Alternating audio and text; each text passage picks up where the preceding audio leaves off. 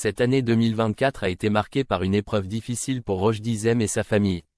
C'est en effet en ce mois de septembre que le verdict est enfin tombé pour le frère de l'acteur, Abdellatif Zamzem.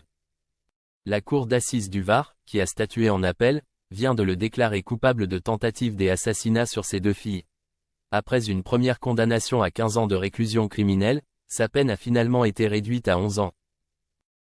La culpabilité des Abdellatif Zamzem dans cette terrible affaire familiale avait déjà été reconnue en première instance. Le 4 mars 2023, c'est la cour d'assises des Bouches-du-Rhône qui l'avait condamné à 15 années de réclusion criminelle. À l'époque, Roch Dizem n'avait pas pu assister au procès. Mais cette fois-ci, l'acteur a pu s'y rendre. Il a même accepté de réagir au verdict prononcé par la cour d'assises du Var dans les colonnes de Var Matin, le 6 septembre dernier. Cette nouvelle condamnation en appel est l'aboutissement d'une affaire qui a débuté en 2017.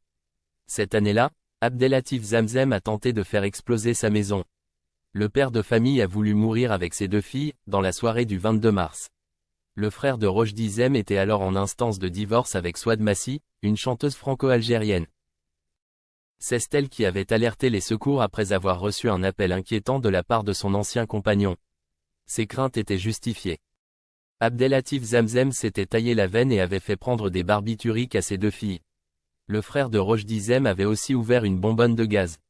Mais sa tentative avait échoué et les secours étaient arrivés à temps. Je n'avais pas pu être présent en première instance, mais de ce que j'ai compris, ce procès a été plus apaisé. Il y a eu ici un président à l'écoute, qui a pu prendre une vraie décision de justice.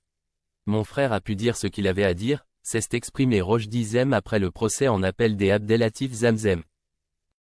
L'acteur français s'est toujours montré très discret sur cette affaire. C'est ainsi la première fois qu'il prend la parole à ce sujet. Il m'a appris à me tenir droit, m'a soutenu sur tous les plans. Il m'a revalorisé, a évité que je tombe dans la délinquance ou la drogue quand j'étais un ado difficile. C'est quelqu'un de bon, de gentil, a-t-il aussi tenu à souligner.